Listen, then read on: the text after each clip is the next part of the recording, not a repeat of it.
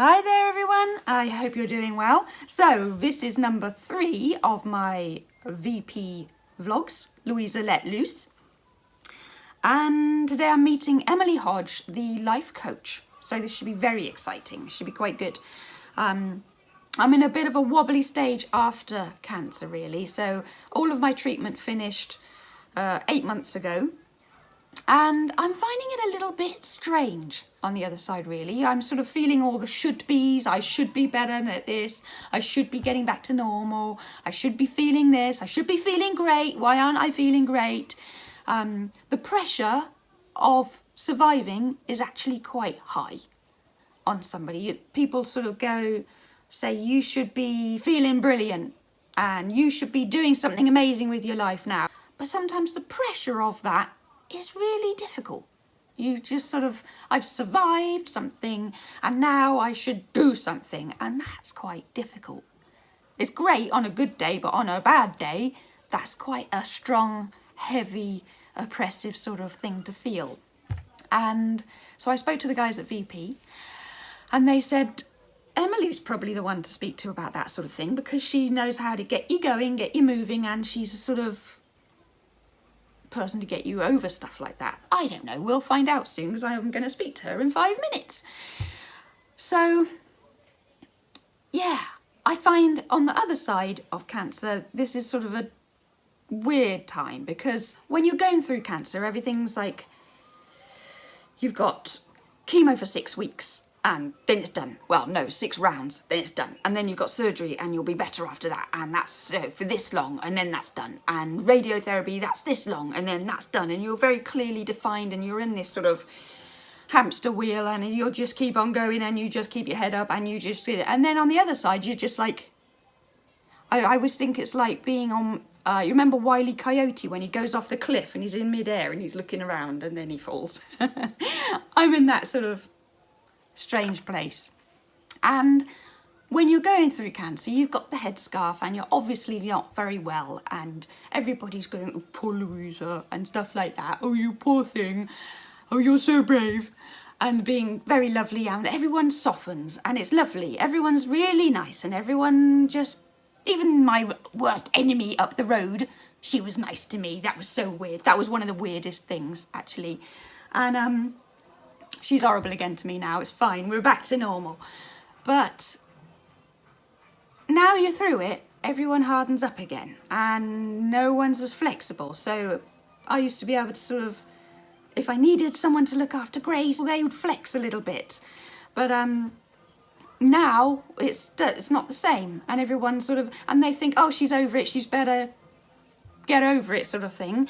And actually no, this is the long slog. This is the 7 to 10 years of hormone therapy and menopause to go through, and it was probably why I'm a bit flushed, and the lows of the hormones that are still going to put you under, and all that change, and the appointment on Friday. I've been to the hospital still. I've had 1 nurse appointment and 3 hospital appointments this month already, and I'm supposed to be 8 months out of all this and I'm not.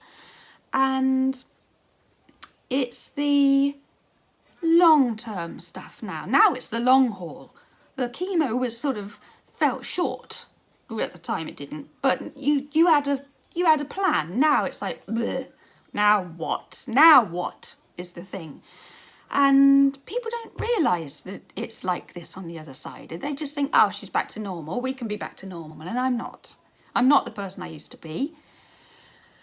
And I do still have all these, like this Friday, for example, day after tomorrow, is a big decision. Do I have my ovaries out or not? Big decision. Could be I know it's a small operation, I've had 2 kids and everything, but that's that's wobbly for me still, see?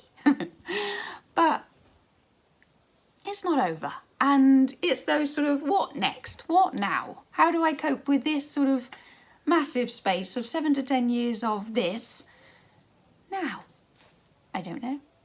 So this is where Emily should come in. No pressure, Emily, no pressure. But yeah, so I'll speak to her now and I'll let you know what happens. I'll see you on the other side.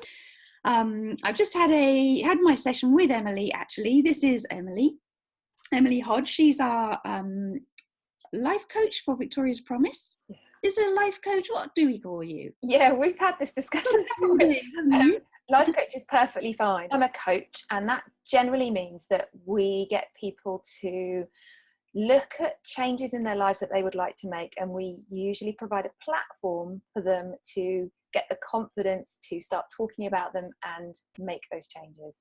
And that tends to kind of then come out in a coaching session as having a discussion which is using, say, tools, maybe some writing, creativity, maybe even some movement, often about picking up on the energy of the person that you're working with and seeking a way to help them be with that energy if it's particularly, say, negative or difficult, or adjusting it to something that gives them motivation, positivity and support.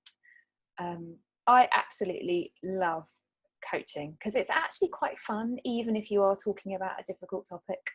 Yeah, absolutely. And it's been really interesting. So we've just had my first session, and it was really interesting and not what I expected, actually, in a good way. And I think being in my own home, as you can see here, do you do all your sessions on Skype or Zoom online? About 80% of my work is online, and the 20% that isn't is usually people who are either local to me, so I'm in Surrey, or people who actually want to just come face to face, and they might travel an hour, 2 hours, because I have a studio, and actually that travel can be quite nice. It's like they're having a day out. Yes. But equally, for the people that want it online, it means they don't have to be geographically close to me, and you and I can connect easily where you're in Berkshire and I'm in Surrey. I think being online, being able to get that choice, that's really good, because you can be in your own setting and it's not sort of a big upheaval to go as well, but to have the choice to come to you as well, that's really good. Yeah. Our ladies can book through our care guardian. Yes. Through them. Yeah. Perfect. And then I will be coming back for more. So she's given me homework, guys. I've got actual homework to do. It's not a lot. Well, it does sound quite a lot, actually. Journaling, which I've never actually done. Just interesting to see what comes out. So yeah, homework. That's one thing. All good stuff. I do have written down questions just in case I don't know how long I can blame chemo brain for forgetting stuff. I'm gonna keep that one going for a while. Yeah, and do you have much of a waiting list or anything? If someone books in with you, what's your waiting list at the moment? So it's usually 1 or 2 weeks in advance. Over the summer it was a bit different because of holidays and things, but it's now usually 1 to 2 weeks. So what happens is the care guardian usually sends me an email with the person's name, and then I'll get in touch and send them a booking form. And then that person and I usually have a phone call just to check out. It's really so that they can tell me what's been happening in their lives, what they might love coaching for.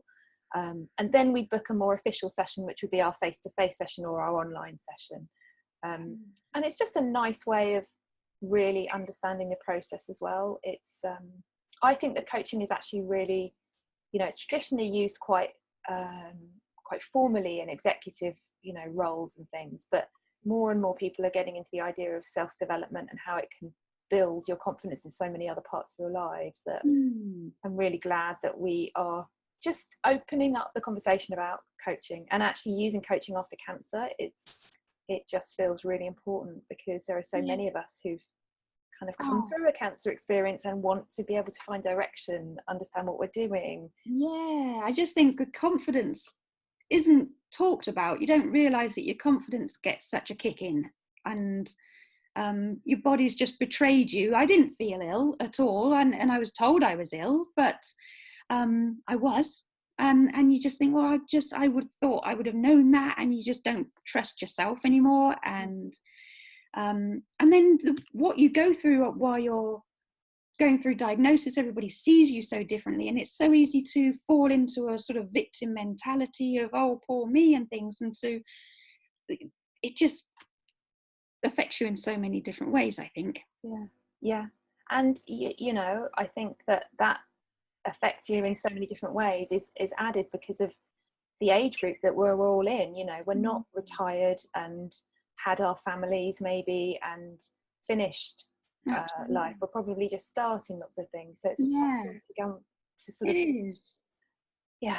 I always say that at this age group, we are in full flow. We don't have time for a cold, let alone cancer. And we've got ambition still and children. Life's so hectic anyway. And then for all this to come in the middle of it all as well. And I always felt I held all the family together. I say we're like the white bit in the middle of an Oreo cookie with a bit that we hold everybody together, but you're also the bit that everybody wants a piece of first. And then you're taken out of action, and that just, it has repercussions and ripples in so many areas that you don't realize till you're on the other side, I think. Absolutely. And you know what, this is really difficult stuff to also come to terms with, because I think we feel like we're selfish for imagining that we need extra help, or that we need guidance or whatever. But absolutely, I honestly see independent women. Yeah. And that's really tough, because your body's kind of no longer that strong, and then your mind feels like, why am I not strong in my mind anymore? Yeah. And then you're being branded as this warrior. You're fighting through and battling, and you're just thinking, no, I'm not. I'm really not. I'm not that brave. And you've sort of been thrown out into this spotlight, and you've got sort of a whole different branding going on, and you just, what? So you just need to take stock and just have a bit of help with you to just sort of remind you of what you can do, and those self-limiting beliefs that you didn't realize were there, and the new ones that are being put on you. And a bit of help to get through all that, I think, is a big help. But also, you know what, I'll say this as well, we did mention it just at the end, it's really easy to look at other people and see them as being fixed, sorted, fine, happy, well, even they're better than me, or they're so much more sorted than I am. We do that in life anyway, right? But you know, even I've had cancer, and I'm aware people might say, wow, you're so fine. And actually I do this work because I had that development myself, and I continue to have that development. You know, I couldn't do this work without my own development too. And I think that's really important to say. None of us are really sorted, or as sorted as we think other people are. That's just, I don't mean that as a negative, it's just a really nice reality check of life is just one way of getting over and managing all this stuff. And it's so important that we do get help for it, however that help comes in, you know, many different forms. Oh, amazing. Perfect. All right, I'm going to go do my homework. Thanks, Louisa. And I shall catch you up next week or something like that by the looks. So yeah, I'm booking in for the next one, and we shall see you in the next one. I'll see you later. Perfect. Bye. Bye. Hi everybody. So I just had my session with Emily, and coming out of it, I feel pretty good. I got stuff coming out and everything. Some barriers are there. Shining the light on them made all the difference, because now I know they're there, and when I bump up against that barrier again, I'm going, oh, it's you again. I know what you're about, and I know what tools I have to get over that now. But yeah, I totally recommend giving her a shot. If you feel you're in that space right now, I would definitely get in touch and give her a try. She just really ironed out a load of things in my head, and I've come out a lot more positive, feeling a lot better actually. So yeah, looking forward to the next session. I'm going to do my homework, and I shall see you in the next one. Don't know what the next one is yet. We shall see. Surprise you. I'll see you in the next one. Take care.